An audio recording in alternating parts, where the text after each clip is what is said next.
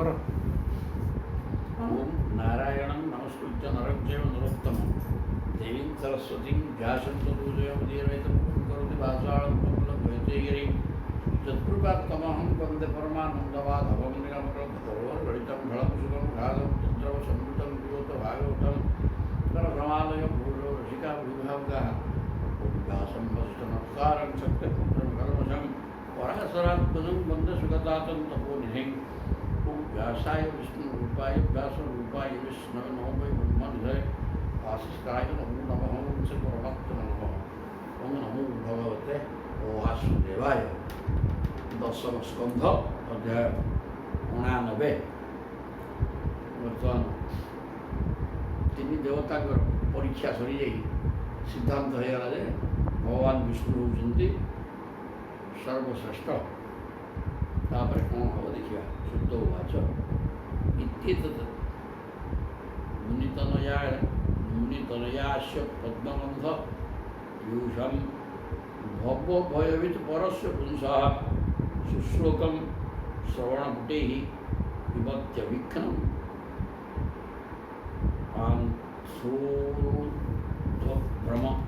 भ्रमणपरिश्रमं दहाति सुक्त कहले सौनकादि मुनिमान कहते भगवान पुरुषोत्तम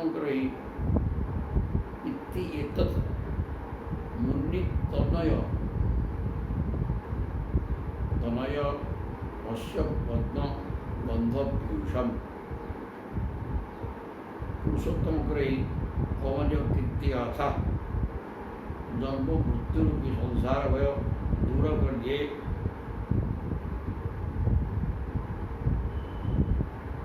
मुनि तनय मुनि माने व्यास व्यासंकर पुओ सुखदेव तांकर पद्मबंध पीयूषम भवभय वित् परस्य पुंस भव भय माने संसार भय को हटे दब ये जो परम पुरुष भगवान कथा यह व्यासनंदन श्री सुखदेव मुखार बिंदु झरी पड़ा मुखरू निश्चित होता अमृतमय कथा कृष्ण कथा जोटा कि संसार भय दूर कर शुश्लोक श्रवणपुटे ही पिबत्यभिघ्नम तो से भगवान जो सुश्लोक उत्तम शोक भगवान ना उत्तम शोक अर्थात उत्तम गुण गुड़िक शोक आकार विज्ञ ब्रह्मदर्शी मुनि ऋषि मैंने लिखिकी रही से कथा को श्रवणपुटे ही पिबती श्रवणपुटे ही अभिघ्न के निरंतर पिबती जी कान माध्यम पी पकाए पांथ अधोभ्रमण परिश्रम जहाती पथिक अधोभ्रमण परिश्रम जहाती ताकि जीवित गुड़े चलागला बाटर चल चलिए जाए विश्राम कर परिश्रम और टे विश्राम करला पुणी चलती चलिए जाऊा बाटोई परिश्रम को जमी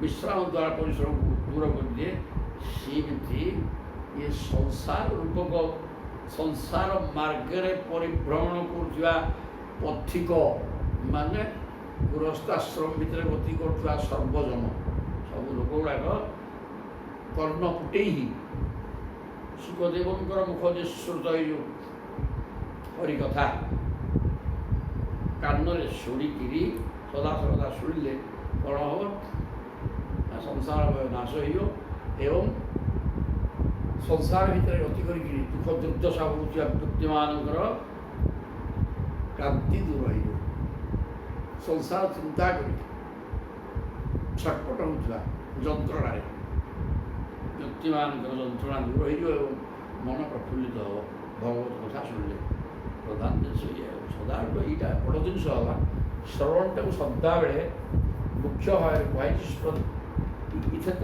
काल तो ये कथा कहला आज तो से कथा कहला जे शुणवाटा बड़ जिन सदा सर्वदा श्रवण करने द्वारा मन प्रभु को चरणारविंद को आश्रय करने बाध्य ସଂସାରରୁ ଆସ୍ତେ ଆସ୍ତେ ସଂସାର ସହଜରେ ହଟିବ, କିନ୍ତୁ କ୍ରମଶଃ ସଂସାର ଟିକେ ଟିକେ ହେଉଥିବ, ପ୍ରଭୁଙ୍କୁ ଟିକେ ଟିକେ ଯାଉଥିବ।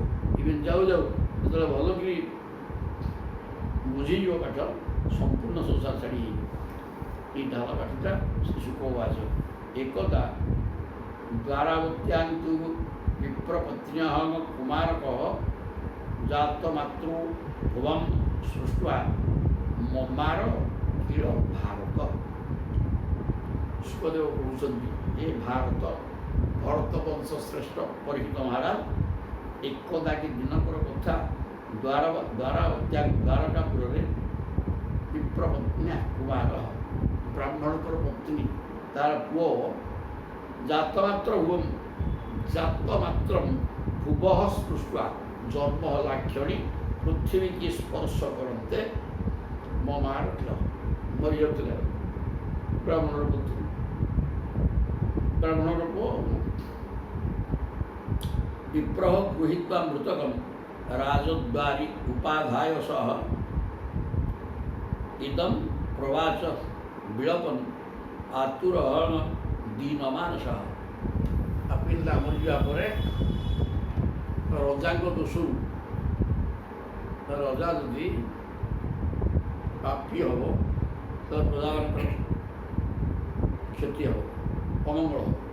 ସେଥିପାଇଁ ସେ ବ୍ରାହ୍ମଣ କ'ଣ କରୁଥିଲେ, ମଲା ବାଳକଟାକୁ ରାଜଦ୍ୱାରକୁ ଆଣି, ଦ୍ୱାରକାପୁର ରାଜଦ୍ୱାର ଉଗ୍ରସେନ ରାଜା ଆଣିକି ସେ ରାଜଦ୍ୱାର ମୁହଁରେ ରଖି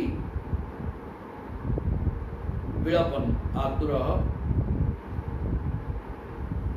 କାନ୍ଦି ବୋହିକିରି ବିକଳିଆ ହେଇକି କାନ୍ଦି, ଦୀନମାନ ସହ ଦୈନ୍ୟ ଅବସ୍ଥାରେ ବିକଳ ହେଇକି କାନ୍ଦି କାନ୍ଦୁଥିଲା ଆଉ। ତାପରେ ବ୍ରହ୍ମଦ୍ୱିଷଃ ଷଠଧିୟଃ ଲୁବ୍ଧସ୍ୟ ବିଷୟାତ୍ ପୁନଃ କ୍ଷତ୍ରବନ୍ଧୋଃ ଗର୍ଭଦୋଷାତ୍ ପଞ୍ଚତ୍ୱମେ ଗତ୍ୱ ଅର୍ଭକ। କ'ଣ କହୁଥିଲା, ଦୁଃଖରେ କାନ୍ଦିକି କହୁଥିଲା ଯେ ବ୍ରହ୍ମଦ୍ୱିଷଃ, ପ୍ରଭୁ ଶ୍ରୀଯୁକ୍ତ ନୁହନ୍ତି, ପ୍ରଭୁ ହେଲେ ବ୍ରାହ୍ମଣ ଦେବତା ବ୍ରହ୍ମଣ୍ୟା। ଏଇ ତାକୁ ଉଲ୍ଟା କହୁଛି ବ୍ରହ୍ମଦ୍ୱିଷଃ, ବ୍ରାହ୍ମଣମାନଙ୍କୁ ଅତି ଦ୍ରୋହ କରୁଥିବା, ଷଠଧ୍ୟଃ ଠକ ବୁଦ୍ଧି, କୌଣସି ଗୁଣ ପ୍ରଭୁ ପାଖରେ ନଥିଲା, ଲୁବ୍ଧସ୍ୟ ଲୋଭୀ, ବିଷୟାତ୍ମନଃ ବିଷୟାସକ୍ତ। ଯଦି ରଜା ହେଇଯାଏ, ଲୋଭୀ ହେଇଯାଏ, ବିଷୟାସକ୍ତ ହେଇଯାଏ, ଠକ ପ୍ରଜାମାନଙ୍କୁ ଠକିବ ଭଳିଆ। ବ୍ରହ୍ମଦ୍ୱିଷଃ, ଏବଂ ବ୍ରାହ୍ମଣମାନଙ୍କ ପ୍ରତି ଶତ୍ରୁତା କରିବ। ହେଲେ କ'ଣ ହେବ, ଏ ପ୍ରକାର ଯଦି କ୍ଷତ୍ରବନ୍ଧୁ ହେଇଯାଏ ବା ରଜା ହେଇଯିବ, ତାହେଲେ କର୍ମ ଦୋଷାତ୍, ରଜାର ଏ ପ୍ରକାର ଯେଉଁ କର୍ମରେ ଦୋଷ ଆସିଲା, ଜଣା କର୍ମ ଦୋଷ, ତାହେଲେ କ'ଣ ହେବ, ସେଇ ଦୋଷ ହେତୁରୁ ପଞ୍ଚତ୍ୱମେ ଅର୍ଭକ, ମୋ ପୁଅ ମଲା ଆସିଥିବେ। ଆଉ ଏ କଥା କହିକିରି ଦ୍ୱାରକାର ରାଜଦ୍ୱାରରେ ରହିକିରି ଗୁଡ଼େ କହୁଥିଲା, ହିଂସା ବିହାର ନୃପତି ଦୁଃଶୀଳଂ ପରିତେନ୍ଦ୍ରିୟଂ ପ୍ରଜା ଭଜନ୍ତ୍ୟଃ ସିଦନ୍ତି ଦରିଦ୍ରାଃ ନିତ୍ୟ ଦୁଃଖିତାଃ ହିଂସା ବିହାର ନୃପତି। ଯେଉଁ ରଜା ପ୍ରଜାମାନଙ୍କୁ ହିଂସା କରେ, ଦୁଃଶୀଳଂ ଚରିତ୍ରହୀନ, ଅଜିତେନ୍ଦ୍ରିୟଂ, ଜିତେନ୍ଦ୍ରିୟ ନୁହେଁ, ଚରିତ୍ରବାନ ନୁହେଁ, ଚରିତ୍ରହୀନ, ଅଜିତେନ୍ଦ୍ରିୟ, ପ୍ରଜାମାନଙ୍କୁ ହିଂସା କରେ, ପ୍ରଜା ଭଜନ୍ତ୍ୟ ସିଦନ୍ତି। আর সে প্রকার রজাকে যদি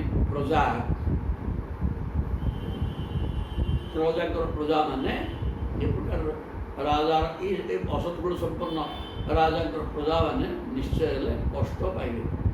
দরিদ্রা নিত্য দুঃখিতা, এরা দরিদ্র হবে এবং ସବୁଦିନ ଦୁଃଖ ଭୋଗିବେ ଭୋଗିବେ। ବୋଲେ ରାଜାଙ୍କ ଦୋଷରୁ ପ୍ରଜା ଦୁଃଖ ଭୋଗିବେ, ଏଇ କଥା ଗୁଡ଼ା କୁହାଯାଉଛି। ଏବଂ ଦ୍ୱିତୀୟ ବିପ୍ରର୍ଷି ତୃତୀୟ एवमेव च विसृज्य स नृपद्वारी तां गाथां समगीयत এই ପ୍ରକାର ଦ୍ୱିତୀୟ ପୁତ୍ର ମଲା, ତୃତୀୟ ବି ମଲା। ସବୁ ସମୟରେ ମଲା ପରେ ପିଲାଟାକୁ ଆଣିକି ଦ୍ୱାର ଦେଶରେ ରଖି ରାଜାଙ୍କ ନିନ୍ଦା କରୁଥିଲା। କେବଳ ରାଜାଙ୍କର ଅକର୍ମରୁ ପାପ କର୍ମରୁ ମୋ ପିଲା ମରୁଛି, କେବଳ ଚରିତ୍ରହୀନ, ଅଜିତେନ୍ଦ୍ରିୟ, ହିଂସା କରୁଛନ୍ତି, ପ୍ରଜାମାନଙ୍କୁ ହିଂସା କରୁଛନ୍ତି, ଠକ ଭାଇ ଯୋଡ଼େ କହିକି ଶୋଧୁଥିଲା, ଯାଉଥିଲା। ଆଉ କ'ଣ କରିବୁ? ଏମିତି ହେଇକିରି କ'ଣ ହେଲା, ତାଇ ଅର୍ଜୁନ ଉପସୃତ୍ୟ କହିଛି କେଶବାନ୍ତିକେ ପରେ ନବମେ ବାଳେ ଏମିତି ହେଇକି 8 ବାଳକ ଶେଷ ହେଇଗଲେ। ନବମ ବାଳକ ଯେତେବେଳେ ହରିବୋଲ ହେଲା, ବ୍ରାହ୍ମଣ ସମଭାଷତ ଅର୍ଜୁନ ଯାଇକି ପହଞ୍ଚି ଯାଇଛନ୍ତି ଦ୍ୱାରକାରେ।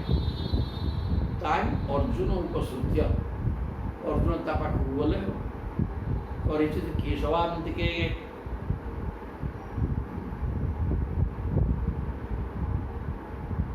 8 ପୁଅ ମରିଗଲେ।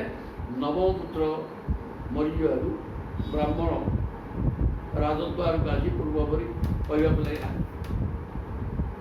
ଭଗବାନ ଶ୍ରୀକୃଷ୍ଣଙ୍କ ପାଖରେ ଥିଲେ ଅର୍ଜୁନ ଆଉ କେଶବାନ୍ତିକେ ଅର୍ଜୁନ, କେଶବ ଭଗବାନଙ୍କ ପନ୍ଥିକ ମାନେ ସମୀପରେ ଥିଲେ। ସିଏ ରାଜନ୍ୟ ବନ୍ଧୁ ପରେ ନବମେ ବାଳେ ବ୍ରାହ୍ମଣ ଚମ୍ବାହତା। ସିଏ ଆଉ ସମ୍ଭାଳି ପାରିଲେନି, ସିଏ ଆସିକିରି ପଚାରିଲେ, କାହାକୁ? ବ୍ରାହ୍ମଣକୁ କହିଲେ। କ'ଣ କହିଲେ? କେଞ୍ଚିତ୍ ବ୍ରହ୍ମଣ ତୋ ନିବାସେ ଇହ ନାସ୍ତି ଧನುର୍ଧରଃ ରାଜନ୍ୟ ବନ୍ଧୁ ଏତେ ବଇ ବ୍ରାହ୍ମଣଃ ଶତ୍ର ଆସତେ। ଧନୁର୍ଧାରୀ କ୍ଷତ୍ରିୟ ନାହାନ୍ତି ନା କ'ଣ? ମୋତେ ଲାଗୁଛି ଏ ଯଦୁବଂଶୀମାନେ ବ୍ରାହ୍ମଣ ପରି ହୋଇଗଲେ। ଯଦୁବଂଶୀ ନିନ୍ଦା କଲା ଅର୍ଜୁନ, କ'ଣ ଧନୁର୍ଦ୍ଧର କିଏ ନାହାନ୍ତି? ଟାଣୁଆ କ୍ଷତ୍ରିୟ କିଏ ନାହାନ୍ତି ଯେ ଧନୁର୍ବିଦ୍ୟାର ଦକ୍ଷ?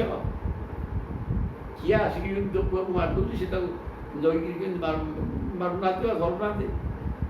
କେଞ୍ଚିତ୍ ବ୍ରହ୍ମଣ ତୋ ନିବାସେ ଇହ ନାସ୍ତି ଧନୁର୍ଦ୍ଧରଃ, ତମ ଘର ପାଖରେ କିଏ ଧନୁର୍ଦ୍ଧାରୀ ନାହାନ୍ତି ଯୋଦ୍ଧା? ରାଜନ୍ୟ ବନ୍ଧୁ ଏତେ ହୋଇ, ଇଏ ତାହେଲେ ଇଏ ଯଦୁବଂଶୀ ରଜା ବା କ୍ଷତ୍ରିୟ ଗୁଡ଼ାକ, ରଜା ତ ଜଣେ, କ୍ଷତ୍ରିୟ ଅନ୍ୟମାନେ, ଯଦୁବଂଶୀ କ୍ଷତ୍ରିୟମାନେ ବ୍ରାହ୍ମଣ ଶତ୍ର ଆସନ। ଇଏ କ'ଣ ବ୍ରାହ୍ମଣ ହେଇଗଲେ ସବୁ ଯଜ୍ଞ କରୁଛନ୍ତି? ଏମାନେ କେମିତି ଏତେ ନୀରବ ରହୁଛନ୍ତି, କିଛି ପ୍ରତିକ୍ରିୟା ପ୍ରକାଶ କରୁନି? ଏ କ୍ଷତ୍ରିୟ ଗୁଡ଼ା କ'ଣ ବ୍ରାହ୍ମଣ ହେଇଗଲେ କି? ଏହି ପ୍ରକାର ଅର୍ଜୁନ କହିଲେ। ଧନଧାରାତ୍ମଜା ପୃକ୍ତା ଯତ୍ର ଶୋଚନ୍ତି ବ୍ରାହ୍ମଣାଃ ते वै राजन्यवेषेण नष्टा जीवन्त्यसुं भरा। धन द्वारा आत्मज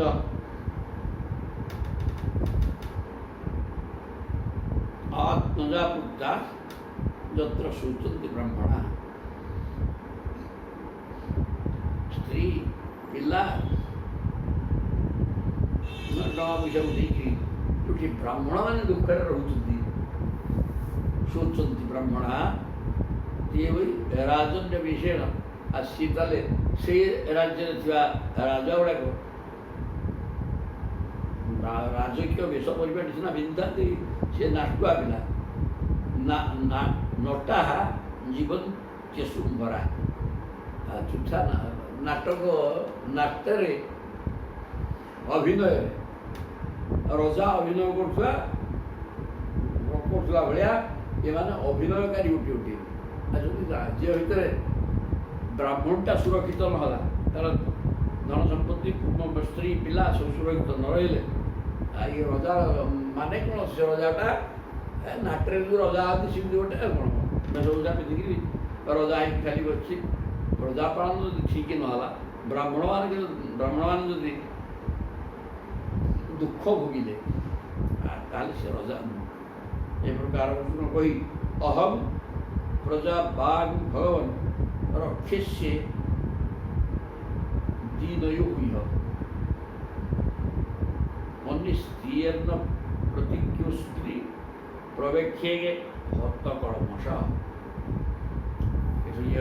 ଅର୍ଜୁନ ବାହାଦୁର ଦେଖିକିରି ଯୋଡ଼ିଏ କହିଲେ ସେ ରଜା ଗୁଡ଼ାକ ବ୍ରାହ୍ମଣ ହେଇଗଲେଣି, ଯୋଉଠି ବ୍ରାହ୍ମଣ କଷ୍ଟ ପାଆନ୍ତି, ନିଜର ଧନ ସମ୍ପତ୍ତି ସ୍ତ୍ରୀ ପିଲାକୁ ନେଇକିରି କଷ୍ଟ ପାଆନ୍ତି, ସେ ରଜା ନୁହେଁ, ନାଟୁଆ ପିଲା, ନାଟକରେ ଥିବା ରଜା।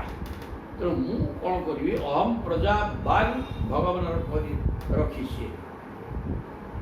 ସେ ପ୍ରଭୁ ଆପଣ ଦୁହିଁଙ୍କର ମାନେ ସ୍ୱାମୀ ସ୍ତ୍ରୀ ଜଣଙ୍କର ଯେଉଁ ପୁଅ ହବ, ସେ ପୁଅକୁ ମୁଁ ରକ୍ଷା କରିବି। ଦେଖିବା ଅନିସ୍ତୀର୍ଣ୍ଣ ପ୍ରତିଜ୍ଞ, ଯଦି ମୁଁ ମୋ ପ୍ରତିଜ୍ଞାରେ ସଫଳ ନ ହେଲି ତାହେଲେ ଅଗ୍ନି ପ୍ରବେକ୍ଷେ ହତକଳମଷ, ଅଗ୍ନିରେ ପ୍ରବେଶ କରିକି ନିଜର ପାପକୁ ହଟେଇବି। ଅର୍ଜୁନଙ୍କର ଗାଣ୍ଡୀବ ଉପରେ ବହୁତ ଭରସା ଓ ନିଜ ଉପରେ ବହୁତ ଭରସା ଯେ ମୁଁ ଗୋଟେ ଶ୍ରେଷ୍ଠ ଧନୁର୍ଦ୍ଧର, ମୋତେ କେହି ବଳେଇବେନି। ଦେଖିବା କିଏ ତମର ଶତ୍ରୁ ଆସିକି ପିଲାକୁ ମାରୁଛି, ସେ ଦେବତା ହଉ କିଏ ହଉ, ମୁଁ ତାକୁ ଶେଷ କରିବି। ଇଏ ଚିନ୍ତା କରି କହିଲେ ଯଦି କରି ନ ପାରିଲି ଅଗ୍ନିରେ ପ୍ରବେଶ କରିବି। ଏବଂ ତ ବଦେଇଦେଲି ବ୍ରାହ୍ମଣ ଉବାଚ ଶଙ୍କର୍ଷଣ ବାସୁଦେବ ପ୍ରଦ୍ୟୁମ୍ନ ଧନୀନାମ୍ବର। କ'ଣ ଧନୁ ତମର ରାଜ୍ୟରେ ଧନୁଧାରୀ ନାହାନ୍ତି ବୋଲି କହୁଛ? ଧନୁଧାରୀ ଅଛନ୍ତି, ଶଙ୍କର୍ଷଣ ଅଛନ୍ତି, ଠିକ୍, ବାସୁଦେବ କୃଷ୍ଣ ଅଛନ୍ତି, ପ୍ରଦ୍ୟୁମ୍ନ, ଏ ସମସ୍ତେ ତ ଧନୁର୍ଦ୍ଧରମାନଙ୍କ ଭିତରେ ଶ୍ରେଷ୍ଠ। ଆଉ ଧନୁର୍ଦ୍ଧାରୀ ନାହାନ୍ତି କ'ଣ କହୁଛ? ପୁଣି ଅନିରୁଦ୍ଧ ଅପ୍ରତିରଥ, ଏମାନଙ୍କର ସମକକ୍ଷ ଯୋଦ୍ଧା ନାହାନ୍ତି, ତାଙ୍କୁ ସମ୍ମୁଖୀନ ହେବା ଭଳିଆ ଯୋଦ୍ଧା ନାହାନ୍ତି। ନ ତ୍ରାତୁଂ ଶକ୍ନୋତି ଯତ, ଏମାନେ ତ ରକ୍ଷା କରିପାରିଲେନି, ୟାଙ୍କୁ ସାମ୍ନା କରିବା ଲୋକ ବହୁତ କମ୍, ଇଏ ତ ରକ୍ଷା କରିବେ, ତେମେ ଗୋଟେ କ'ଣ କରିପାରିବ? ସେ ବିକର୍ଷସି ଚିକିତ୍ସସି ତତ୍ କଥଂ ଭବାନ୍ କର୍ମ ଦୁଷ୍କରଂ ଜଗଦୀଶ୍ୱରୀ ଚିକିତ୍ସସି ତ୍ୱଂ ବାଳିଷ୍ୟାତ୍ ତନ୍ନ ସଦ୍ଧ୍ମହେଗେ ବୟମ୍। ଯେ ଜଗଦୀଶ୍ୱରୀ, ଏମାନେ ସବୁ ଜଗତ ଜଗଦୀଶ୍ୱର, ସ୍ୱୟଂ ଶଙ୍କର୍ଷଣ ବଳରାମ ଭଗବାନ, ବାସୁଦେବ ଶ୍ରୀକୃଷ୍ଣ, ପ୍ରଦ୍ୟୁମ୍ନ, ଅନିରୁଦ୍ଧ ଭଳିଆ ଅପ୍ରତିରଥ ଯୋଦ୍ଧା, ଯାହାଙ୍କର ସମ୍ମୁଖୀନ କୌଣସି ଯୋଦ୍ଧା ହେଇପାରିବେନି। ଏ ପ୍ରକାର ବଳବାନ ଧନୁର୍ଦ୍ଧାରୀ ସବୁ ଥାଇକିରି ସେମାନେ କିଛି କରିପାରିଲେନି, ତେମେ କ'ଣ କରିବୁ? ତତ୍ କଥଂ ତୁ ଭବାନ୍ କର୍ମ ଦୁଷ୍କରମ୍। ଜଗଦୀଶ୍ୱରୀ ହିଁ ଜଗତର ଈଶ୍ୱର, ମାଲିକ, ସ୍ୱାମୀ, ପ୍ରଭୁ, ଇଏ କିଛି କରିପାରୁନାହାନ୍ତି।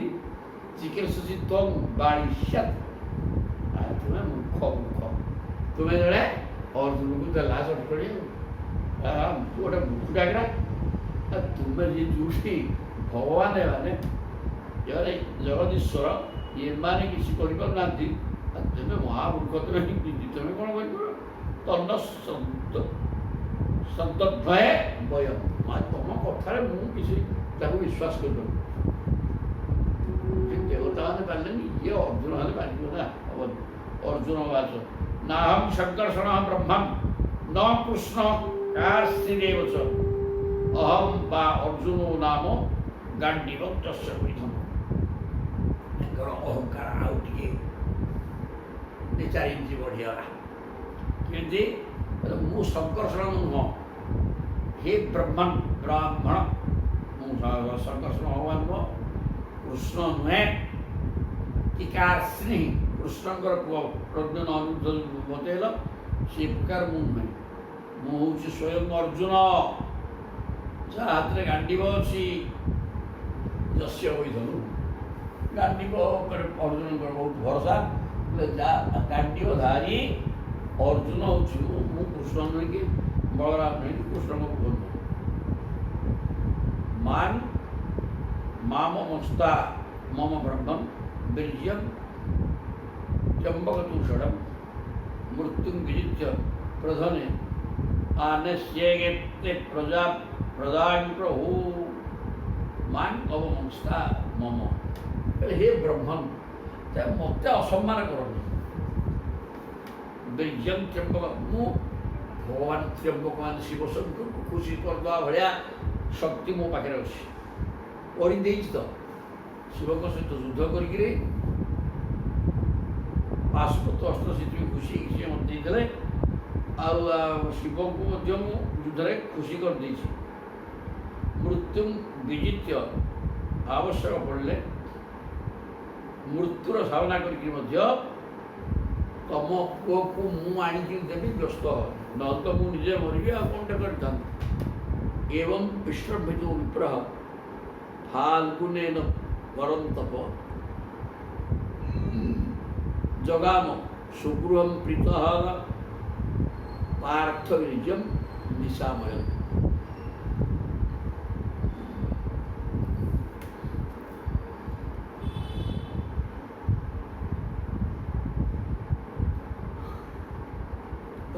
कहते एवं विश्रमित विप्रह यही प्रकार अर्जुन कथा विश्वास करा अर्जुन कहले मुझे न तो अग्नि बसबी ना मु कृष्ण कि बलराम कि कृष्ण पुओ नुह स्वयं अर्जुन गांधी मो हाथ अच्छी मत तुम्हें असम्मान कर तेणु ब्राह्मण कथा विश्वास करगले फाल्गुनेर परंतप परंतप मान शत्रु पीड़क अर्जुन कथार ब्राह्मण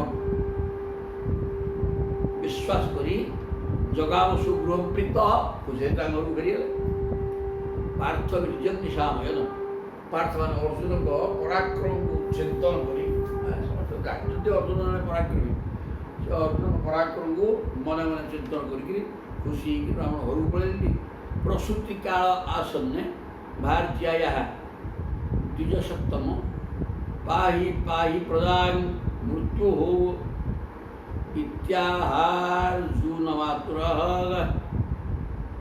प्रसूति समय आसिक उपस्थित होगा पुणी आ गए सन्तान हम तेणु भारतीया द्विजसप्तम भारतीय ब्राह्मणिक प्रसव समय आसी जाते ये पाटी कले ब्राह्मण पाहि पाहि प्रदान मृत्यु हो मृत्यु मुखर मोर प्रजा माने पुत्र टी रक्षा करंतु अर्जुन जी आतुर होइकरी डाकिले तापर स उपसृष्य शुच्यंभ नमस्कृत्य महेश्वरं दिव्या निष्प्राणि संस्कृत्य सज्जन गांडीव मारे अर्जुन आसिक पहुँची गले ये डाकरा शुणी ब्राह्मण अर्जुन आसिक पहुँची शुच्यंभ नमस्कृत्य महेश्वरं भगवान शिवशंकर को प्रणाम करी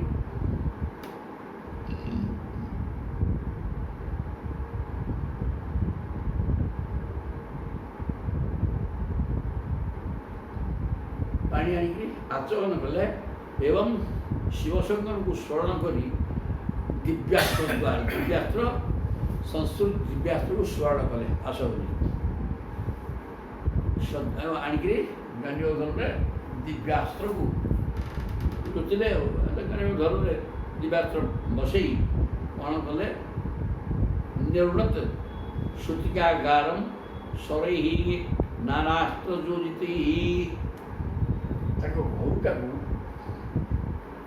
सर पाचिर करदे ऊपर सबुआड सर छाउनी है तलठू ऊपर छात पर्यटन घर सब तो सी घर जमी गोटे ढाकुणी पड़ा पिला सर प्रकार करदे श्रुतिकागारम सरई नानास्त्र योजित सर ढाकुणी करदे अनेक अस्त्र खंदा है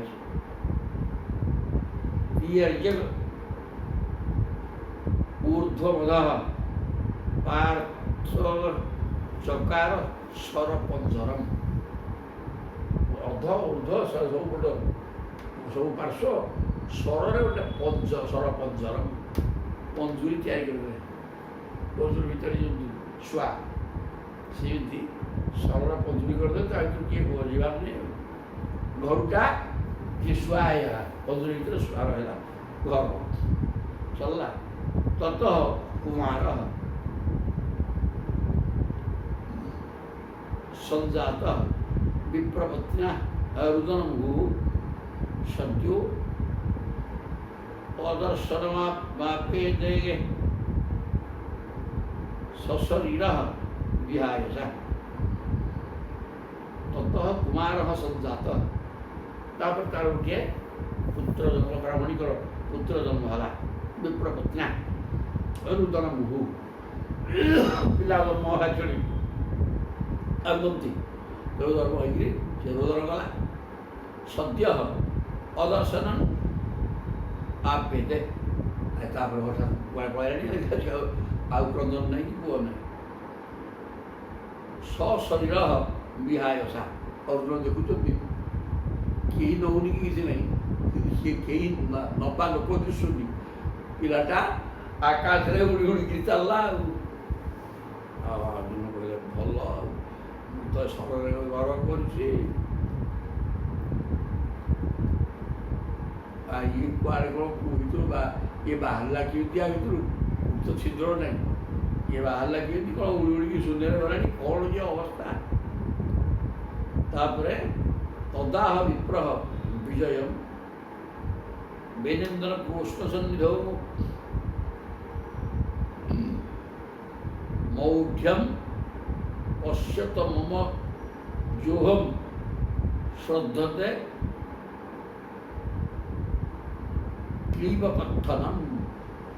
अर्जुन का गोटे क्लीब क्लीब नपुंसकता आज ता कथार विश्वास कले तथा अहम विप्रह विजय विनिंदन कृष्ण सन्निधौ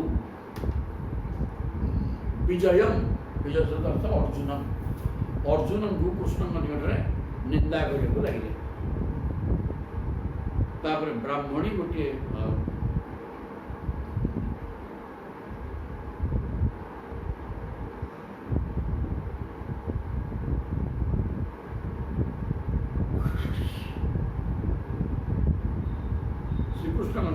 पहुंची अर्जुन को निंदा करने लगे मौढ़्यम पश्यत में जोहम आज देख मु केड़े मूर्खुटा निजे निजे मूर्ख बोली कही मौढ़्यम पश्यत में केड़े मूर्ख मत देख है जोहम शब्दे क्लीब कथन ये अर्जुनटा क्लीबटा ता कथा को मु ग्रहण करी हाँ काय कौन रक्षा कर कृष्ण पाना देखिया एवं तो करी केड़े मूर्ख देख अर्जुन कथार विश्वास करी आ गोटे पुओ को हरनी चलला कृष्ण काल निंदा कर किए कौन है न प्रद्युम्न नानिरुद्ध न राम न च केशव जस्य शेकु परित्रातुम वो अन्य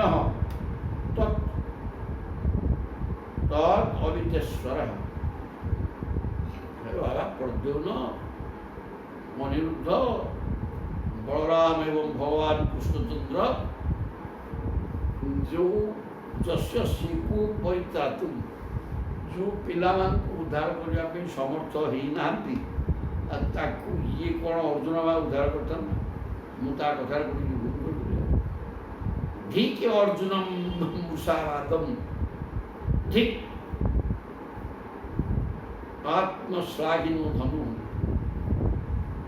देव दैवो वसुष्टम जो मौढ़्यात् आनि निश्यति दुर्मति अर्जुन धिक अर्जुन का धिक्कार मुषावाद मिथ्यावाद मत केड़े कथा कहला और क्या करती घटना चारिदा सर सब करता कहीं कौन है कौन काम किसी नहीं मिथ्यावादी अर्जुन धिक धिक आत्मश्लाघिन धनु निजको निजे प्रशंसा कर जानी भल मो भाया कहीं नहीं यारे से जो गांडीव धनु उपर तार अहंकार अच्छी से गांडीव धनु भी धिक्कार गांडीव को धिक्कार कर कथा को धिक्कार कर चढ़ गांडीव कथा कह सवाल कर तेणु दैव पसुष्ट जो मौढ़्यात्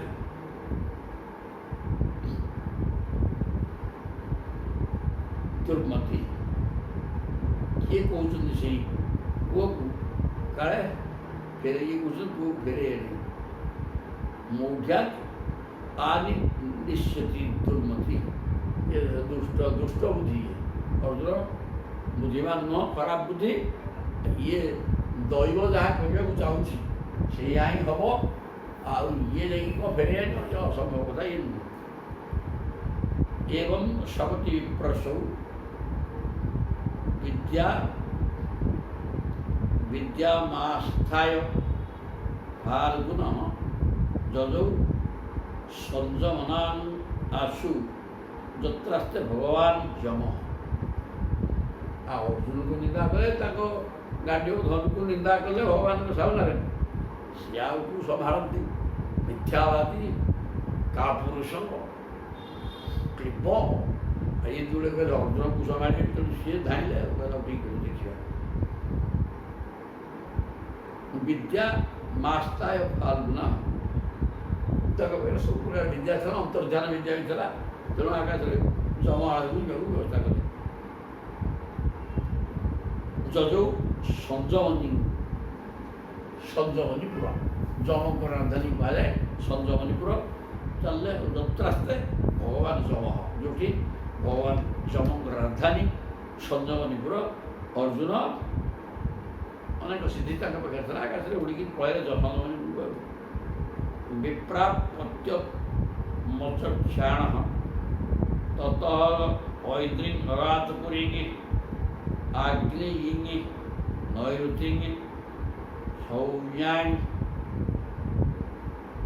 ବାୟବ୍ୟଙ୍ଗି ବାରୁଣୀ ମଥଳ ରସାତଳଂ ନାକକୃଷ୍ଣଂ ଧିଷ୍ଣା ନ୍ୟନ୍ୟାନଂ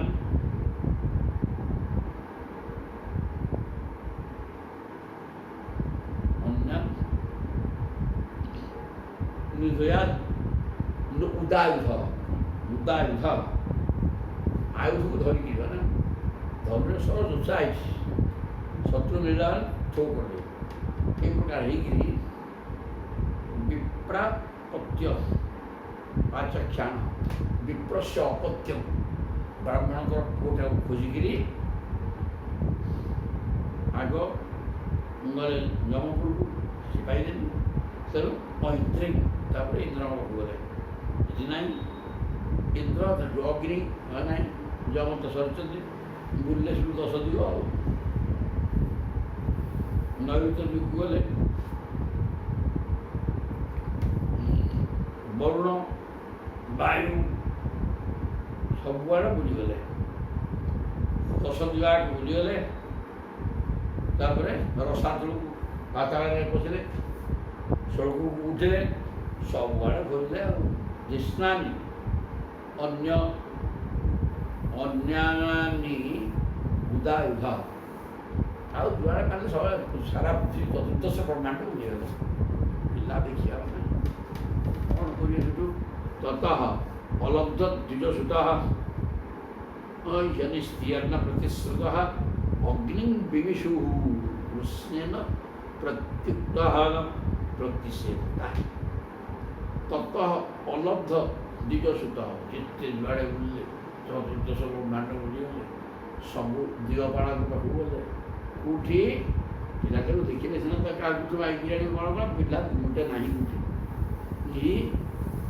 ନିସ୍ତୀର୍ଣ୍ଣ ଅପ୍ରତିଶ୍ରୁତ ଯାହା ପ୍ରତିଶ୍ରୁତି ଦେଇଥିଲେ ସେ ପିଲାକୁ ଆଣିକି ଫେରେଇବି ନହେଲେ ଅଗ୍ନିରେ ଝାସ ମୁଁ ହିଁ ଦେବି ଆଜିକାଲି ପିଲା ତ ଫେରିଲାନି ତେଣୁ ପ୍ରତିଶ୍ରୁତି ଅନୁସାରେ ଅଗ୍ନିରେ ଝାସ ଦ୍ୱାରା ବ୍ୟବସ୍ଥା କଲେ ଅଗ୍ନି ବିବିକ୍ଷୁ ଅଗ୍ନିରେ ପ୍ରବେଶ କରିବାକୁ ବାହାରିଲେ ନିଆଁ ଜଳେଇ ଦେଲେ ପ୍ରବେଶ କରିବାକୁ ଗଲା ଆସିକି କୃଷ୍ଣେନ ପ୍ରତ୍ୟୁକ୍ତ ପ୍ରତିଷେଧକା ଭଗବାନ କୃଷ୍ଣ ଆସିକି ପାଇଗଲେ ଅର୍ଜୁନଙ୍କ ବଧ କ'ଣ କୃଷ୍ଣ ଦେଖିପାରିବେ ନା କ'ଣ ସେ ତାଙ୍କ ଜାଣିଛନ୍ତି କୃଷ୍ଣଙ୍କର ଆକାର ପ୍ରକାର ବଳ ପରାକ୍ରମ ସିଏ ବିଜୟ ତାଙ୍କ ନାଁ ଆମ ନାଇଁ ବିଜୟ ତେଣୁ ଏସବୁ ପ୍ରକାର ତାଙ୍କ ପାଖରେ ଥିଲା ଦ୍ୱିତୀୟ କୃଷ୍ଣ ତାଙ୍କ ମାଗଣା କୁହାଥିଲା ଭଗବାନ କୃଷ୍ଣଙ୍କ ପାଖରେ ଯେମିତି ସିଏ ଅଜୟକୁ ଇଏ ବି ଅଜୟ ଆମେ ବି ଜୟ କରିପାରିବୁ ସୌନ୍ଦର୍ଯ୍ୟ ବି ଥିଲା ଚିତାକର୍ଷକ ରୂପ ପରାକ୍ରମ ସବୁ ପ୍ରକାର ଥିଲା ତେଣୁ ତାଙ୍କୁ ଶ୍ରୀକୃଷ୍ଣ କୁହାଯାଉଥିଲା ରାମାୟଣ। ସେ ଯେତେବେଳେ ସେ ଅଗ୍ନି ଯାଇ ଦେଇକି ତା ଭିତରେ ପ୍ରବେଶ କରିବା ବ୍ୟବସ୍ଥା କରନ୍ତି, ଭଗବାନ କୃଷ୍ଣ ପହଞ୍ଚିଲେ ତିନି ଧରିକି କ'ଣ କହୁଛ କି ଅର୍ଜୁନଜୀ? ବଢ଼ିଆ କାମ କରୁଛ। ଦର୍ଶଏ ଦ୍ୱିଜସୂନୁସ୍ତେ ମାବଜ୍ଞାତ୍ୱାନମାତ୍ମନା। ନିଜକୁ ନିଜେ ଏତ ତଳକୁ ଖସିଗଲ, ଛେ ଆତ୍ମହତ୍ୟା କରିବାକୁ ଧିକ୍କାର ତତେ ଅର୍ଜୁନଜୀ, ହେଲାନି ମ। ପୁଅ ଦେଖେଇଦେବି। ଦର୍ଶଏ ଦ୍ୱିଜସୂନୁ, ବ୍ରାହ୍ମଣ ପିଲାମାନଙ୍କୁ ଦେଖେଇଦେବି, ଚାଲ। ଯେ ତେ ନଃ କୀର୍ତ୍ତିଂ ବିମଳାନି ମନୁଷ୍ୟା ସ୍ଥାପୟିଷ୍ୟନ୍ତି। ଯେଉଁ ବ୍ରାହ୍ମଣ ପିଲା ଘିନି ଆଣିଲା ପରେ ତୁମର ନିର୍ମଳ ଯଶ ପୃଥିବୀରେ ହେବ, ପୃଥିବୀରେ ତୁମର ନିର୍ମଳ ଯଶ ବ୍ୟାପିଯିବ। କାହିଁକିନା ସହଜ କଥା ନୁହେଁ। ଯମଲୋକଙ୍କର କୋଉଠି ନାହାନ୍ତି, ତାହେଲେ ସେ ପିଲା ଗଲା କୁଆଡ଼େ? କୋଠିରେ ଅଛନ୍ତି ନା ନାହିଁ? ଅଛନ୍ତି। ତାଙ୍କର ସୂକ୍ଷ୍ମ ଶରୀର, ହଁ ସୂକ୍ଷ୍ମ ଶରୀର ଅଛି କୋଠି? ସୂକ୍ଷ୍ମ ଶରୀରରେ ସିଏ ଅଛନ୍ତି ନା କ'ଣ? ତେବେ ପିଲାଗୁଡ଼ାକ କହିଥିଲେ ତ ମରୁ ନଥିଲେ ରେ, ଗୋଟେ ତ ପିଲା ଦିଶୁନଥିଲେ, ଉଡ଼ିକି କୁଆଡ଼େ ପଡ଼ୁଥିଲେ ଆଉ। ତେଣୁ ସେ ଶରୀର ଧରିକି ଅଛନ୍ତି। ସୂକ୍ଷ୍ମ ଶରୀର କ'ଣ ଉଡ଼ିକି ଯେଉଁଟା ଗଲା, ଆଉ ତା ଶରୀରଟା ଏଠି ଥିଲା, ରହିଥିଲା କି? ତେଣୁକରି କହିଲେ ବର୍ତ୍ତମାନ ଚାଲିଯିବା, ଦେଖେଇଯିବି ଏବଂ ସେ ପିଲାକୁ ଆମେ ଆଣିବା, ଯାହାଫଳରେ ତୁମର କୀର୍ତ୍ତି ବିମଳା କୀର୍ତ୍ତି, ବିମଳା କୀର୍ତ୍ତି, ନିର୍ମଳ କୀର୍ତ୍ତି ମନୁଷ୍ୟ ଲୋକରେ ସ୍ଥାପିତ ହୋଇଯିବ। ଇତି ସମ୍ଭାଷ୍ୟ ଭଗବାନ ଅର୍ଜୁନେନ ସହେଶ୍ୱରଃ ଦିବ୍ୟଂ ଷୋଡ଼ଶମାସ୍ତାୟ ପ୍ରତିଚିଙ୍ଗିସମାବିଶଙ୍ଗତ୍ ପ୍ରାତ୍ୟବାଚି ପ୍ରତିଚ୍ୟସ୍ତାଃ। ଉତ୍ତରା ଦିଗୁନି, ସେ ପ୍ରତିଶୟ ପଶ୍ଚିମ ଦିଗକୁ ଗଲେ। ଆଚ୍ଛା, ଇତି ସମ୍ଭାଷ୍ୟ ଭଗବାନ ଅର୍ଜୁନେନ, ଏହି ପ୍ରକାର ଭଗବାନ କୃଷ୍ଣ ଅର୍ଜୁନଙ୍କୁ କହି ତାଙ୍କୁ ଦିବ୍ୟାଙ୍ଗ ସ୍ୱରଥମ, ନିଜର ରଥ କୋଉଟା ନନ୍ଦିଘୋଷ ରଥ ଆଣିକିରି ପଶ୍ଚିମ ଦିଗକୁ ଚାଲିଲେ। ଆଉ ସପ୍ତ ଦିବାନ୍ ସପ୍ତ ସିନ୍ଧୁନ୍ ସପ୍ତ ସପ୍ତଗିରି ନଥ, ଏଇଟା ସପ୍ତ ଦୀପାବଳି। ଜମ୍ବୁଦ୍ୱୀପ, ତାପରେ ଲବଣ ସମୁଦ୍ର ରହିଛି, ତାପରେ ଆଉ ଗୋଟେ ଦ୍ୱୀପ ଏମିତି ବଳୟ ଆକାରରେ, ଆଉ ଗୋଟେ ସମୁଦ୍ର, ଏମିତି ହେଇକିରି 7 ଦ୍ୱୀପ 7 ସମୁଦ୍ର ସବୁ ପାରି ହେଇଗଲେ, 7 ପର୍ବତ, ସପ୍ତଗିରି। ଲୋକାଲୋକ ଗଲା ପରେ ଲୋକାଲୋକ ପର୍ବତ ପଡ଼ିବ, ଯେଉଁଟା ଚତୁର୍ଦ୍ଦଶ ବ୍ରହ୍ମାଣ୍ଡର, ମାନେ ଏଇ ସପ୍ତ ଦ୍ୱୀପର ଚାରିପଟେ ବିରାଟ ପର୍ବତ। ସେ ପର୍ବତ ଭିତରେ ସୂର୍ଯ୍ୟ ଯିବା ଆସିବା କଲେ ତା ଉପରକୁ ନୁହଁ, ଏତିକି ବଡ଼ ପ୍ରାଚୀର ଭଳିଆ ପର୍ବତଟା ରହିଛି, ଚାରିପଟେ ଗୋଲାକାର ହେଇଛି। ତା ଭିତରେ ସୂର୍ଯ୍ୟ ଥାନ୍ତି, ଉପରକୁ ଯିବାର ନାହିଁ କି କେଉଁ ସାଇଡ଼୍ରେ କୁଆଡ଼େ, ସବୁଆଡ଼େ କିଟିମିଟିଆ ଅନ୍ଧାର। ଆଉ ପର୍ବତ ଭିତରେ ତ ସୂର୍ଯ୍ୟ ରହିଲେ ଆଗକୁ ଆଲୋକ ଯିବ କୁଆଡ଼ିକି? ଏ ପ୍ରକାର ହେଲା ପାଠଟା। ତେଣୁ ସେ ପଶ୍ଚିମ ଦିଗକୁ ଯାଇ ଲୋକାଲୋକ ପର୍ବତ ଟପିଗଲେ, ସୂର୍ଯ୍ୟ କିରଣ ଠପ୍। ତାପରେ କ'ଣ କରିବେ? ଲୋକାଲୋକಂ ତଥା ତଥା ତୃତୀୟ ବିବେଶ ସୁମହତ୍ତମ। ଲୋକାଲୋକ ପର୍ବତ ଯେତେବେଳେ ଟପି ଗଲେ, ସୁମହତ୍ତମ ଖର୍ଚ୍ଚ ଅଧକାର ଯିବା। ଆଉ ସେପଟେ ତ ସୂର୍ଯ୍ୟ ନାହାନ୍ତି, ଆଲୋକ ନାହିଁ, କିଛି ନାହିଁ। ତେଣୁ ତତ୍ରାସ୍ୱାହା ଶୈବ୍ୟ ସୁଗ୍ରୀବ ମେଘ ପୁଷ୍ପବଳା ହକା, ଏସବୁ ନାଁ ନନ୍ଦିଘୋଷ ରଥର ଘୋଡ଼ାର ନାଁରେ ବିଲକୁଲ ପକ୍କା। ଶୈବ୍ୟ ସୁଗ୍ରୀବ ମେଘ ପୁଷ୍ପବଳା ହକ, 4 ଅଶ୍ଵ ତମସି ଭ୍ରଷ୍ଟଗତୟ। ଆଉ ଅନ୍ଧକାରରେ କିଏ କୁଆଡ଼େ ଯିବ, କି କୁଆଡ଼େ ଯିବେ କିଛି ବୁଝିପାରିଲେନି। ତେଣୁ ବହୁ ଭରତ ସଭ କୁଆଡ଼େ ଯିବେ କିଛି ବୁଝିଲା ପାରିଲେନି, ଯିବେ କହିଲେ। ତାନ୍ ଦୃଷ୍ଟ ଭଗବାନ କୃଷ୍ଣ ମହାଯୋଗେଶ୍ୱରେଶ୍ୱର ସହସ୍ରାଦିତ୍ୟ ସଂକାଶମ ଶୋଚକ୍ରମ ପ୍ରଣିଭୁ ନ ପ୍ରହୀଣତ ପୁରଃ ସୁଦର୍ଶନ ଚକ୍ରକୁ ସ୍ମରଣ କଲେ ଭଗବାନ ବାବା ଆସ ଘୋଡ଼ା ଯାଉନାହାନ୍ତି। ତେଣୁ ତାର ଦୃଷ୍ଟି ଭଗବାନ କୃଷ୍ଣ ମହାଯୋଗେଶ୍ୱରେଶ୍ୱର ମହାନ ଯୋଗେଶ୍ୱରମାନଙ୍କର ଈଶ୍ୱର ଭଗବାନ କୃଷ୍ଣ ସହସ୍ରାଦିତ୍ୟ 1000 ସୂର୍ଯ୍ୟଙ୍କର ଜ୍ୟୋତି ସୁଦର୍ଶନଙ୍କ ପାଖରେ ଅଛି। ସେ ଶରୀର ଚକ୍ରକୁ ତୁମେ ବାଟ ଦେଖିକିରି ଆଗେ ଆଗେ ଚାଲ। ତମ ସୁଘୋରଂ ଗହନಂ କୃତଂ ମହତ୍ ବିଦାରୟତ ଭୂରି ତରେଣ ରୁଚିସାଗା ମନୋଯୋଗଂ ନିର୍ବିବିଷେକ ସୁଦର୍ଶନଂ ଗୁଣଚ୍ୟୁତଃ ରାମ ସ୍ୱରୂପ ଯଥା ଚମୁ। ରାମଙ୍କର ସ୍ୱର ବିଫଳ ହୁଏ ନାହିଁ। ବଜ୍ର ଚକ୍ର ଯୁଆଡ଼େ ଗଲେ ବିଫଳ ହୁଏ ନା। ହଁ ହେବେ ସେମିତି ସୁଦର୍ଶନ ଚକ୍ର ତ ଏଇଭଳି ବିଫଳ ହେବେ ନାହିଁ। ତମ ସୁଘୋରଂ ଗହନଂ କୃତଂ ମହତ୍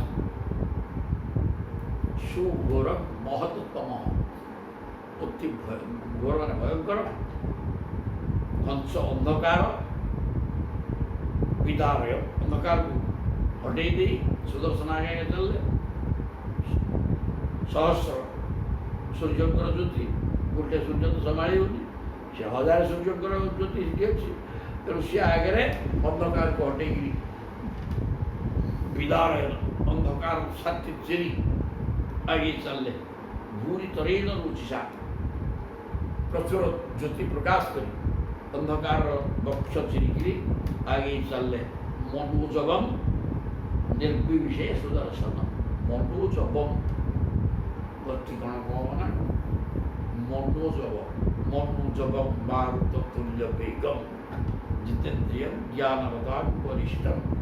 ତାହେଲେ ସେଇ ହନୁମାନଙ୍କ ଭଳିଆ କି କ'ଣ ଅନ୍ଧକାରକୁ ହଟେଇ ବସି ଚାଲିଲେ ସୁଦର୍ଶନ। ମନ ମଣ୍ଡର ଗତି ମନ ଇଚ୍ଛା ଦିଲ୍ଲୀ ବୁଲିଲେଣି ଗୋଟେ ସେକେଣ୍ଡରେ ପଳେଇବ। ସେମିତି କ୍ଷିପ୍ର ଗତିରେ ବୁଲିଲେ।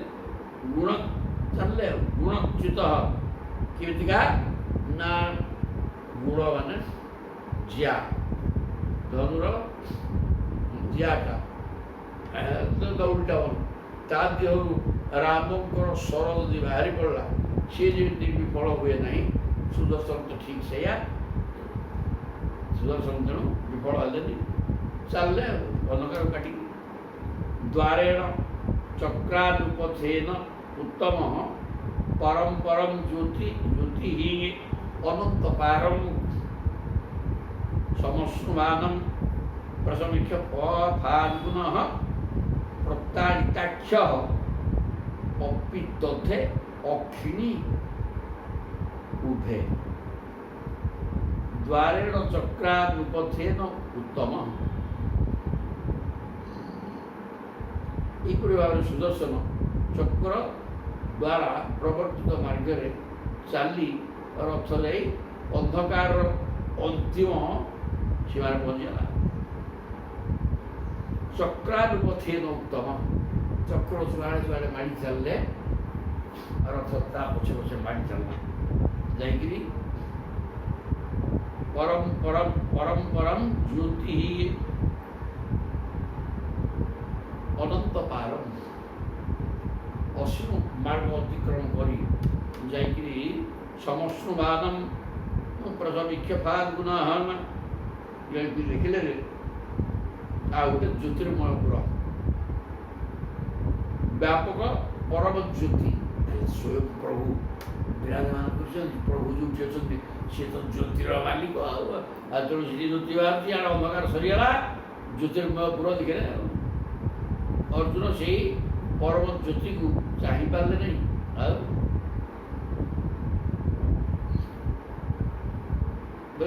ସମଶ୍ରୁମାనం ପ୍ରସମୀକ୍ଷ ଫାଲ୍ଗୁନଃ ପ୍ରତାରିତାକ୍ଷ ଅପି ଦଧେ ଅକ୍ଷିଣୀ ଉଭେ। ଆଖି ଆଉ ଚାହିଁପାରିଲାନି ଆଖି ବୁଝି ପକେଇବ ଅର୍ଜୁନ ଏତେ ଜ୍ୟୋତି ବାହାରୁଛି। ଅନ୍ଧକାର ଦୂର କରିକିରି ସୁଦର୍ଶନ ଯାଇକି ଗୋଟେ ଜ୍ୟୋତିର୍ମୟ ପୁରରେ ପହଞ୍ଚିଗଲେ। ଅର୍ଜୁନ ତାକୁ ଚାହିଁପାରିଲେନି। ତତଃ ପ୍ରବିଷ୍ଟ ଶରୀରଂ ନଭସ୍ୱତା ବଳୀୟସୀ ଯତ୍ ବୃହଦୁର୍ମି ଭୂଷଣମ୍ ତତ୍ରାଦଭୂତଂ ବୈ ବଚନଂ ଦିମତ୍ତମଂ ଭ୍ରାଜନ ମଣି স্তম্ভ সহস্র শোভিতম ততঃ প্রবিষ্ট শৈলম নভস্বতা। তারপরে ভগবানଙ୍କର ରଥ ଦିବ୍ୟ ଜଳରାଶିରେ ପ୍ରବେଶ କଲା। ଅନ୍ଧକାର ସରିଗଲା, ଜ୍ୟୋତିଟେ ଦେଖିଲେ ଦୂରରେ, କିନ୍ତୁ ଜଳ ଭିତରେ ମାନେ ପ୍ରଭୁ ଅନନ୍ତ ଶୟନ କରିଛନ୍ତି। ଆଉ ତେଣୁ ଜଳ ଭିତରେ ଅନନ୍ତ ଉପରେ ଶୋଇଛନ୍ତି, କିନ୍ତୁ ଜଳ ଉପରେ ଗତି କଲେ। ତତଃ ପ୍ରବିଷ୍ଟ ଶୈଳମ୍ ବଳୀୟସୀ ଏଜତ୍ ବୃହତ୍ ଉର୍ମିଭୂଷଣମ୍। ବିରାଟ ବିରାଟ ଢେଉ ହେଉଛି, ପ୍ରବଳ ଢେଉ ହେଉଥିବା ଜଳରାଶି। ତତ୍ର ଅଦ୍ଭୁତଂ ବୈ ଭବନଂ ଦିମତ୍ତମଂ। ଆଉ ସେ ଜଳ ଭିତରେ ଗୋଟେ ସୁନ୍ଦର ଭବନ।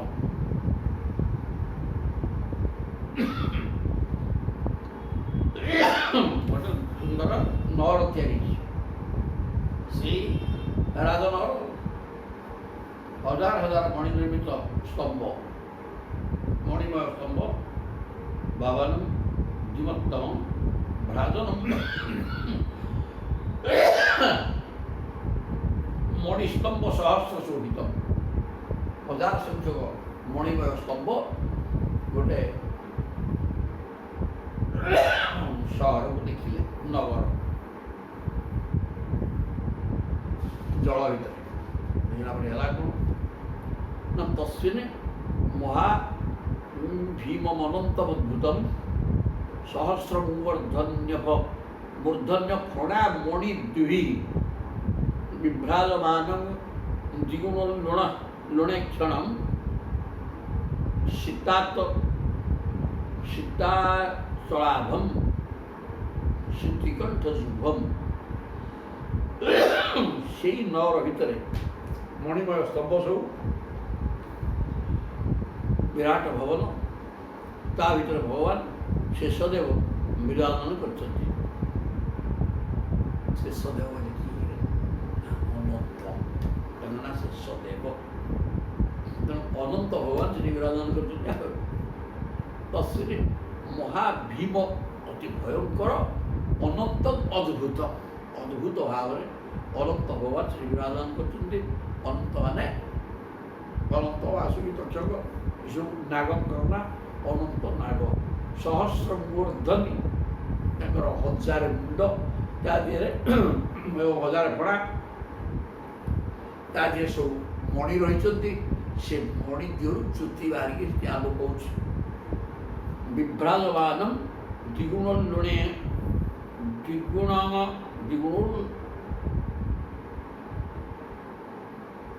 ଲୁଣେକ୍ଷଣମ୍।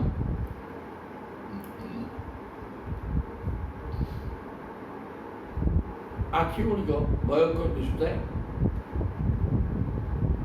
ଶେଷଦେବଙ୍କର ସମଗ୍ର ଶରୀର କୈଳାସ ପର୍ବତ ପରି ଶ୍ଵେତ ବର୍ଣ୍ଣ ହୋଇଥାଏ। ସୀତାଚଳାଭଂ ବିଭ୍ରାଜମାନଂ ଦ୍ୱିଗୁଣ ଲୁଣେକ୍ଷଣମ୍। ତାର ଆଖି ଗୁଡ଼ାକ, ମଣି ତ ମୁଣ୍ଡରେ ରହିଲା ଫଣା, ଆଖି ଗୁଡ଼ାକ ମଧ୍ୟ ଜଳୁଛି, ନିଆଁ ବାହାରୁଛି। ଆଖି ଗୁଡ଼ାକ ଜଳିଲା ଭଳିଆ ନିଆଁ ବାହାରୁଛି। ସୀତା ଚଳାଭଂ, ଶୀତ ମାନେ ତାଲବ୍ୟ ସହ ଦୀର୍ଘଇକାର, ଶୀତ ମାନେ ଶୀତ ହବା, ଦନ୍ତ ସହ ସ୍ୱୀକାର, ଶୀତ ମାନେ ଧଳା। ତେଣୁ ଧଳା ପର୍ବତ କିଏ ସେନା କୈଳାସ, କାହିଁକି ନା ବରଫ ପଡ଼ିଛି, ବରଫ ପଡ଼ିକି ସେ ଧଳା ଧଳା ଦିଶୁଛି। ତେଣୁ ସେ ଧଳା ପର୍ବତ ଭଳିଆ ସେ ତ୍ରିକଣ୍ଠ ଶୁଭମ୍, ଶିବ ଶଙ୍କରଙ୍କର ବାସସ୍ଥାନ କୈଳାସ ପର୍ବତ ଭଳିଆ ବିରାଟ ଆକାର। ଏବଂ ଆପଣ ଛୋଟିଆ କୈଳାସ, ତେଣୁ କୈଳାସ ପର୍ବତ ବିରାଟ ଆକୃତି, ଅନନ୍ତ ନାଗକୁ ଦେଖିଲେ ତାଙ୍କ ମୁଣ୍ଡରେ ଫଣା, ହଜାର ଫଣା ଏବଂ ହଜାର ଫଣାରୁ ଜ୍ୟୋତି ବାହାରୁଛି। ଆଖି ମଧ୍ୟ ନାଲ ନାଲ ଆଉ କ'ଣ ହେଲା ଦଦର୍ଶ ତଦ ଭୋଗ ସୁଖାସନମ ବିଭୋମ ମହାନୁଭାବମ ପୁରୁଷୋତ୍ତମୋତ୍ତମମ ସତ୍ ସଦ୍ରମ୍ ବୁଦା ଭୌମ ସୁବିସଙ୍ଗ ବାସସଂ ପ୍ରସନ୍ନପତ୍ରଂ ଭୂପିରାୟତେ କ୍ଷଣଂ ରୁଚିରାୟତେ କ୍ଷଣଂ। କେମିତିକା ପ୍ରଭୁ ତା ଭିତରେ ପ୍ରଭୁ ଶୋଇଛନ୍ତି ଆଉ କେମିତିକା ହେଇଛନ୍ତି ବୋଲେ ଦଦର୍ଶ ତଦ ଭୋଗ ସୁଖାସନମ ବିଭୁ ଭଗବାନଙ୍କୁ ଦେଖିଲେ ତାଙ୍କର ଭୋଗ ମାନେ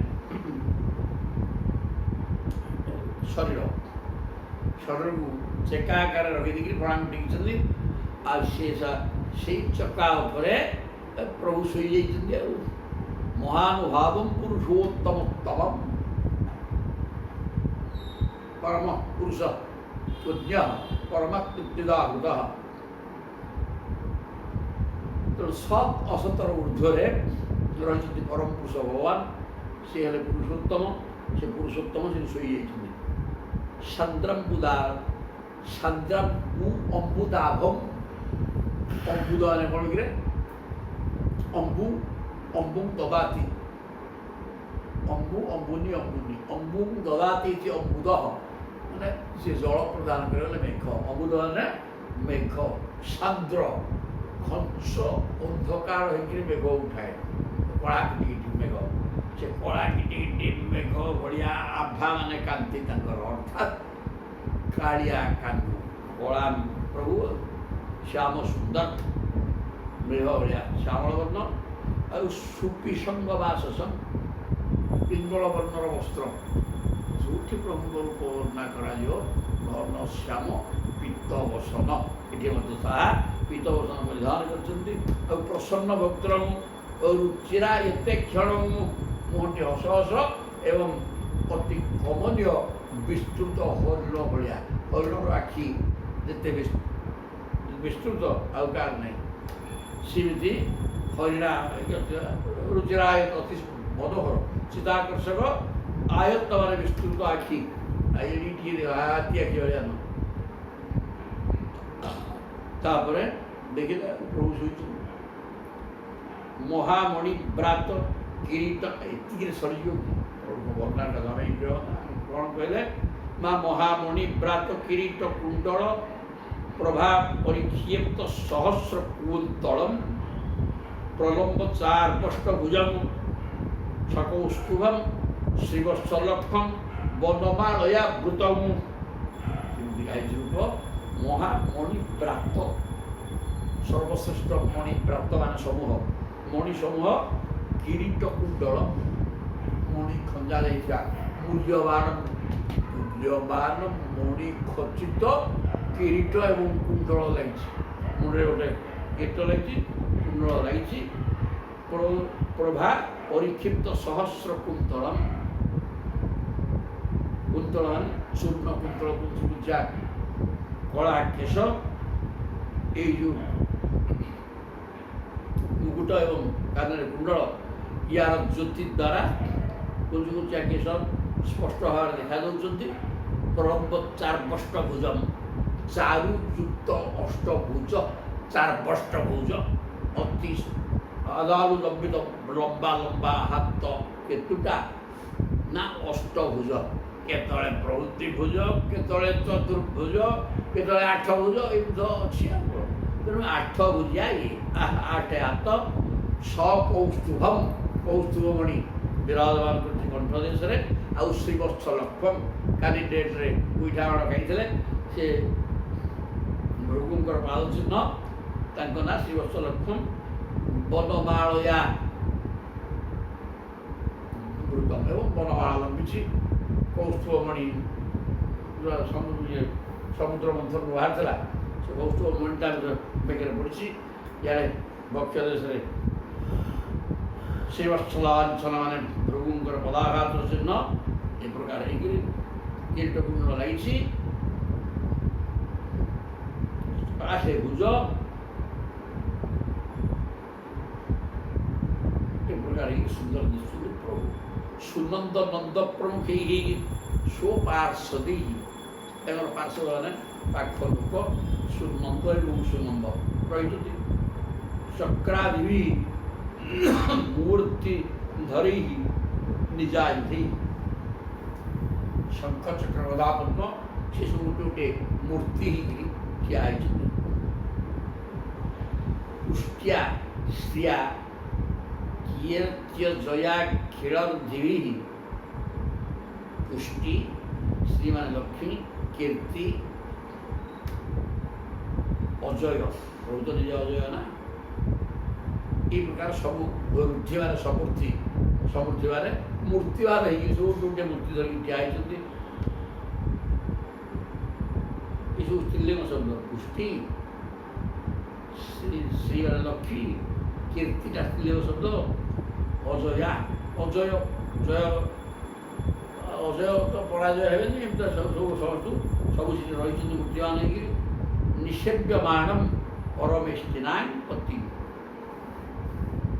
ଏବଂ ବ୍ରହ୍ମାଦି ଲୋକପାଳମାନଙ୍କ ଦ୍ୱାରା ପରିବେଷ୍ଟିତ ହେଇଛନ୍ତି। ବ୍ରହ୍ମାଦି ସବୁ ଲୋକପାଳ କିଏ? ଇନ୍ଦ୍ର, ଅଗ୍ନି, ଯମ, ନୈଋତ, ବରୁଣ, ବାୟୁ, କୁବେର, ଈଶାନ, ଶିବଶଙ୍କର, ଅନନ୍ତ ଅଛନ୍ତି। ଆପଣ ଏଇ ପ୍ରକାର ହେଇକିରି ସମସ୍ତେ ସେଠି ଅଛନ୍ତି। ଚାରି ପାଖରେ ପ୍ରଭୁକୁ ସେବା କରୁଛନ୍ତି ହେଲା। ତାପରେ ପତି ନିଷେବ୍ୟମାନ ବବନ୍ଦ ଆତ୍ମାନ ଅନନ୍ତମଚ୍ୟୁତ ଜିସୃଷ୍ୟ ତଦ୍ଦର୍ଶନ ଜାତ ସାଧ୍ୱଜ ତୌ ଆହ ଭୂମା ପରମେଷ୍ଟିନାଂ ପ୍ରଭୁ କରବଦ୍ଧାଞ୍ଜଳି ସଂସ୍କୃତ ମୂର୍ଜୟା ଗିରା କହିଲେ ବବନ୍ଦ ଆତ୍ମାନ ଅନନ୍ତମଚ୍ୟୁତ हे परीक्षित भगवान श्रीकृष्ण सेठारे तांकरी स्वरूप को अनंत भगवान को प्रणाम करे। से तांकरी स्वरूप अनंत सब सी निजे अनंत भगवान को निजे निजे ही अनंत भगवान निज को निजे भगवान प्रणाम कले। कृष्ण जिष्णुस्व जिष्णु माने विजयी कृष्ण अर्जुन मध्य तद्दर्शन जात साध्वज ताको देखिकी छानिया ହେଇଗଲେ କି କ'ଣ ଟିକେ ପାଠ ମାନେ ଏଇଟା ସାଧକ ଏଠି ବୁଝିବା ଦରକାର। ସାଧନା କରି କରିକି ତୁମେ ତ୍ରିକୁଟ ପର୍ଯ୍ୟନ୍ତ ଯିବ। ଇଏ ଜାଗାରୁ ଊର୍ଦ୍ଧ୍ୱ ସହସ୍ରା ଅନନ୍ତ ଶୟନ କରିଛନ୍ତି। ତାହା ସମ୍ପୂର୍ଣ୍ଣ ଅନ୍ଧକାର ପଥ ଏବଂ ସିଆଡ଼କୁ ଯିବାର ପ୍ରଶ୍ନ ନାହିଁ। ଏ ଜାଗାରେ ଭଗବାନ ତ୍ରିକୁଟ ମଧ୍ୟରେ ଭଗବାନ ରାଧାକୃଷ୍ଣ ଏଠି ବିରାଜମାନ କରିଛନ୍ତି। ତେଣୁ ତୁମେ ସାଧନା କରି କରିକି ଯାଇକିରି ଏଇ ଯେ ଜୀବନରେ ତା ଉପରକୁ ଯିବାର ପ୍ରଶ୍ନ ନାହିଁ।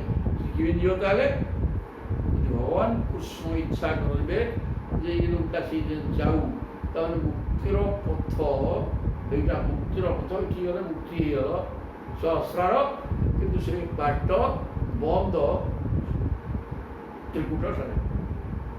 প্রভু চাইবে সে যাই প্রভু শরণে রহব, সে চাইবে বলে অন্ধকার পথ অতিক্রম করে তোমাকে সেখানে পৌঁছাই দেবে, নହେଲେ ହେଇପାରିବ ନାହିଁ। ଏ କଥା ଯେହେତୁ ପ୍ରମାଣ ହେଇଗଲା ସ୍ପଷ୍ଟ ଭାବରେ। ଏ ଭିତର ପାଠ ତାହାର ପାଠ ହେଲା ଲୋକାଲୋକ ପର୍ବତ ଆଲୋକ ଥିଲା, ହଂସ ଅନ୍ଧକାର इधर इठे तक आलोक रही कि अंधार बेटी भर जाइबनी। भगवान निजे ने तो भगवान को नहीं कृष्ण को देखाई न देले तबाह तौ आह भूमा परमेष्टिनां प्रभु बद्धांजलि संस्कृत मूर्जया गिरागा शेष साई भूमा पुरुष मृदु मृदु हसी मधुर गंभीर शब्द कहले हाथ जोड़ी ठिया अर्जुन एवं कृष्ण हसिक प्रभु कहते द्विजात्मजामे जुवयु होती क्षुणा मयूपनीता भूमि धर्मगुप्त कलावतीर्ण बत्तीर्ण अवने तार भरा सुरा ने हत्वा इह भूयः त्वरयेत मन्तिमेने बोले हे प्रभु तुम दिजन को दिजा तुजा में जुबयो दिदृक्षुणा तुम दिजन को देखा से ब्राह्मणर आत्मने पुओ गुड़ा को घिनी मया उपनीता भूवि धर्म गुप्तए मुझे घिनी आनी संसार धर्म गुप्त रखापी कहीं तुमको निर्देश दे कारण तुम्हें दिजणाक मोर कला अवतार मोर अंश तुम्हें जाइछ तुमको छाड़ी संसार भार दूर करने तेणु तुम्हें बर्तमान कलावतीर्णा अवतीर्ण अवने है भारा भरा सुरानी असुर मान द्वारा अवनी मान पृथ्वी भाराक्रांत हो जाते हटेवाई तुम दिज को मो अंश मो कला दी छाड़ी हत्वा इह भूय मारी छाड़ी तो ये फेरी कथा ना नहीं तो टाइम बस कर तेणु केमी आसो मो पाक से मुझे षड्यंत्र पिला बड़ा भूय त्वरयेत अंतिमे तुम्हें त्वरान्वित एठी आसो त्वरान्वित हवा दरकार तुम्हें न आसो शेष करदे पूर्ण काम शरीर चारिधारिया द्विधारिया चलिए पूर्ण काम अपनी जुबा नर नारायणषि धर्म माचरता स्थित्यै ऋषभ लोक संग्रह पूर्ण काम अपनी जुबा तुम्हें दुई जन अर्जुन को मिसई कौन से दीदी कृष्ण सी भी अजय तेणु तुम्हें दुई जन हो पूर्ण काम और कौन सी तुम जो कामना कर सीटा हम नई रहीपर ना नारायण ऋषि तुम्हें से नर नारायण अर्जुन जापार ना विशेष किसी तुम्हें ही जान सब आसे तेणु सागर धरिक किसी असुविधा नहीं धर्म धर्म अचरता स्थिति धर्मर धर्म को दृढ़ भाव स्थापन करने असुर माने राजा असुर प्रकृति होते एवं धर्म हानि करते पृथ्वी अधर्म द्वारा भाराक्रांत हो जाते भार हरण कर धर्म स्थापना कर सारी ऋषभ तुम्हें दुहे सर्वश्रेष्ठ धनुर्धर एवं पराक्रमी अजय लोक संग्रह लोक शिक्षा भी तुम्हें दे सारे लोक अनेक अवतार नहीं जहाँ करवा कथा आप लोक शिक्षा दे सारे निजे जहाँ आचरण कर लोक शिक्षे से ना लोक प्रभु आसिक प्रकार करते तेणु आम से करवा इत्यादिष्ट भगवता तौ कृष्ण परमेष्टिना ओम इत्यानम्यम भूमान आदाय द्विज द्वारकान इति आदिष्ट भगवता भगवान एक आदेश देदेले तुम भूमिर भार अपहरण सरला आ बेसी दिन ना पलैया सब ये आदेश देदेकि कृष्ण परमेष्टिना ब्रह्मा से माने स्वीकार करी नमस्कार कले जमी जाइए जो बाट देखिए ओम इति नम्य प्रभु कथा शुणी कहे ओम मैंने हाँ आप जहाँ भी आम ता कलु आ किसी असुविधा नहीं आम समय आम रही भूमान प्रभु को अनंत साई भगवान को नमस्कार करी द्विज द्वारकान आदाय ब्राह्मण पिला 10टा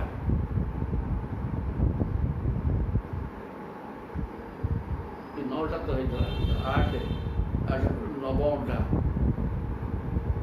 8टा ब्राह्मण पिला धरी द्वारका कर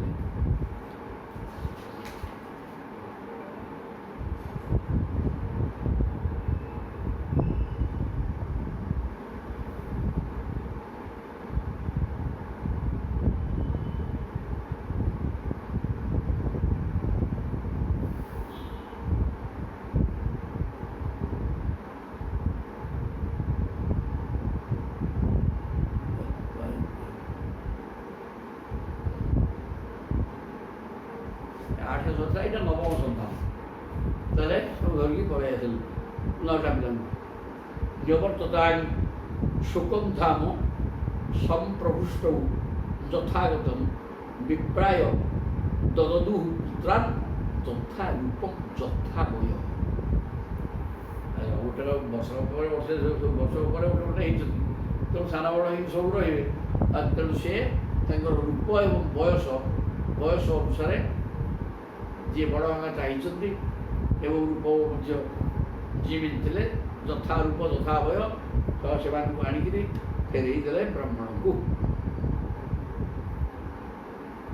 ଏବଂ ନିଜ ଧାମକୁ ଫେରିଗଲେ ସମ୍ପ୍ରଭୁଷ୍ଟ ତଥାଗତ ନିଶାମ୍ୟ ବୈଷ୍ଣବ ଧାମ ପାର୍ଥ ପରମ ବିସ୍ତୃତ ଯତ୍କିଞ୍ଚିତ ପୌରୁଷମ ପୁଂସାଂ ମେନେ କୃଷ୍ଣାନୁକମ୍ପିତ ନିଶାମ୍ୟ ବୈଷ୍ଣବ ଧାମ ବିଷ୍ଣୁଙ୍କର ଧାମ ଦେଖିଦେଲେ ବର୍ତ୍ତମାନ ଅର୍ଜୁନ ଅନନ୍ତ ସାଇ ଭଗବାନ ସହଜ କଥା ଆଉ ଜଣେ କିଏ ଦେଖିଛି ସବୁ କୃଷ୍ଣଙ୍କୁ ଦେଖେଇ ଦେଇଛି ତେଣୁ ସେ ଯେଉଁ ଦେଖେଇ ଦେଇକିରି ପାର୍ଥ ପରମ ବିସ୍ତୃତ କ'ଣ ଦେଖିଲିକିରି ଆଜି ତ ଅନନ୍ତ ସାଇ ଭଗବାନ ସ୍ୱୟଂ ଆୟାକୁ ମୋତେ ମଧ୍ୟ ଦର୍ଶନ ମିଳିଗଲା ପ୍ରଭୁଙ୍କ କୃପାରୁ ହେଲା ଯତ୍କିଞ୍ଚିତ ପୌରୁଷମ ପୁଂସାଂ ମେନେ କୃଷ୍ଣ ଅନୁକମ୍ପିତ ଏଇଟା ମୁଁ ମୋ ପୁରୁଷାକାରରୁ ଦେଖିଲି ନା କୃଷ୍ଣ ଭଗବାନ କୃଷ୍ଣଙ୍କର ଅନୁକମ୍ପାରୁ ଏଠି ଯେ କେହି ଲୋକ ନହେଲା କିଆ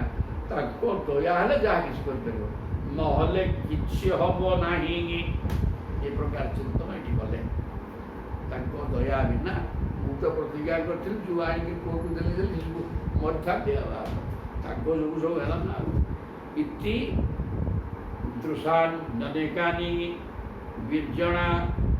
ବୀର୍ଯ୍ୟାଣି ଇହ ପ୍ରଦର୍ଶୟନ ବହୁଜେ ବିଷୟାନ୍ ଗ୍ରାମ୍ୟାନ୍ ନିଜେ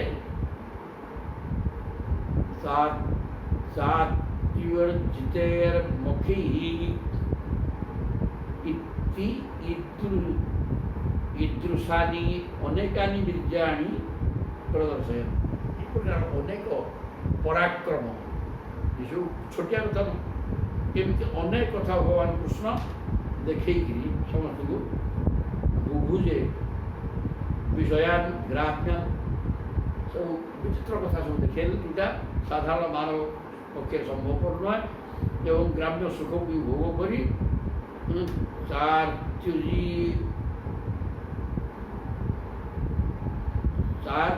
ତ୍ୟର୍ଯ୍ୟତେ ମଖୈଃ ତାପରେ ଋତୁଜମାନେ ବ୍ରାହ୍ମଣମାନଙ୍କୁ ନେଇକରି ଯଜ୍ଞ ବି କଲେ ପ୍ରବବର୍ଷାଖିଳାନ୍ କାମାନ୍ ପ୍ରଜାସୁ ବ୍ରାହ୍ମଣାଦିଷୁ ଯଥା କାଳଂ ଯଥୈବ ଇନ୍ଦ୍ର ଭଗବାନ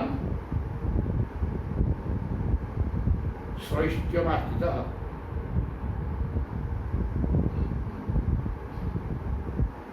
ଭଗବାନ ଶ୍ରୀକୃଷ୍ଣ ଆଦର୍ଶ ମହାପୁରୁଷଙ୍କ ପରି ଆଚରଣ କରିବା ସହିତ ପ୍ରଜାଙ୍କ ନିମନ୍ତେ ସମୟାନୁସାରେ ବର୍ଷା କରନ୍ତି ସେ ବ୍ରାହ୍ମଣ ଆଜି ସମସ୍ତ ପ୍ରଜାବର୍ଗର ସେହିପରି ସକଳ ମନୋରଥ ପୂର୍ଣ୍ଣ କଲେ ଆଜି ଯେମିତି ଇନ୍ଦ୍ର କ'ଣ କହିଲେ ଇନ୍ଦ୍ର ଭଳିଆ